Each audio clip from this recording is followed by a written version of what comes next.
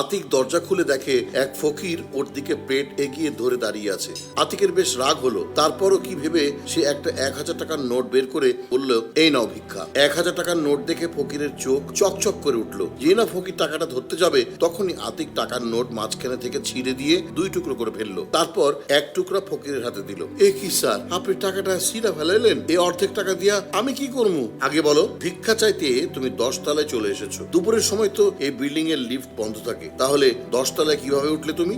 Sir, আমি তো সিঁড়ি বেয়ে উঠছি। ফকিরের কথা শুনে আতিক অবাক হয়ে গেল। সে লোকটাকে ভালো করে দেখে বুঝতে পারে এই লোকটির গায়ে বেশ শক্তি সামর্থ্য আছে। তা এই বিল্ডিং এ কেউ কি ভিক্ষা দিল? না স্যার, সবাই আমার দরজা খুইলা আমাকে দেখা আরো বিরক্ত হইল। আপনি শুধু দরজা খুইলা আমাকে টাকা দিচ্ছেন, তাও আবার অর্ধেক। তোমাকে আমি বাকি অর্ধেক টাকাও দেব। তুমি তো সিঁড়ি বেয়ে উপরে উঠলে, তাই না? নিচের গ্যারেজের কাছে 2টো চেয়ার রাখা আছে। তুমি যদি আমাকে চেয়ার 2টি এনে দাও তাহলে আমি তোমাকে বাকি অর্ধেক টাকাটাও দেব। এই 2 টুকরো দিয়ে তুমি ব্যাংকে গেলে ওরা তোমাকে নতুন একটি টাকা দেবে। কি পারবে তো? অবশ্যই পারুম স্যার, আমি এক্ষুনি আয়না দিতেছি। কিছুক্ষণ পর কাঁধে করে চেয়ার নিয়ে আবার উপরে উঠে আসে। আতিক ফকিরকে বসতে বললে সে মেঝেতে বসতে যাচ্ছিল। আরে মেঝেতে বসছো কেন?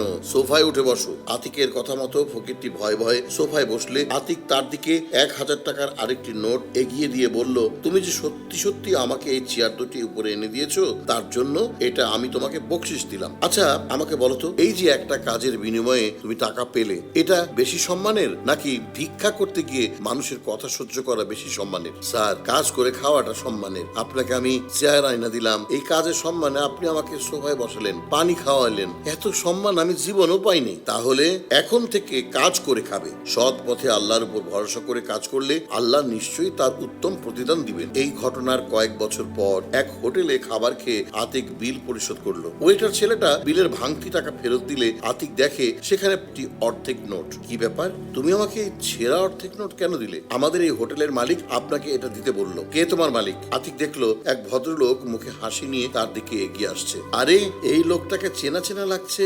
আপনি আমাকে না চিনলেও আমি আপনাকে ঠিকই চিনতে পেরেছি স্যার। সেদিন যদি আপনি আমাকে সৎ পথে পরিশ্রম করার মূল্য না বোঝাতেন তাহলে আজকে আমি এখানে দাঁড়াতে পারতাম না। আল্লাহর রহমতে আমি আজ একটি হোটেলের মালিক। আপনার দেওয়া সেই অর্ধেক টাকাটা আমি এতদিন আশীর্বাদ হিসেবে রেখে দিয়েছিলাম স্যার। লোকটার কথা শুনে আতিক প্রচন্ড খুশি হয়ে গেল। আমার বিশ্বাস ছিল একদিন না একদিন তোমার সাথে আমার দেখা হবেই। আমাদের প্রিয় নবী হযরত মুহাম্মদ সাল্লাল্লাহু আলাইহি সাল্লাম ভিক্ষাবৃত্তিকে অনুৎসাহিত করতেন। ভিক্ষা করলে সম্মান পাওয়া যায় না, কায়িক পরিশ্রম করলে সম্মানের সাথে অর্থও পাওয়া যায়। আতিক সাহেব সেই ভিক্ষুককে ছেঁড়া নোটটি দিয়ে কি ভালো কাজ করেছেন?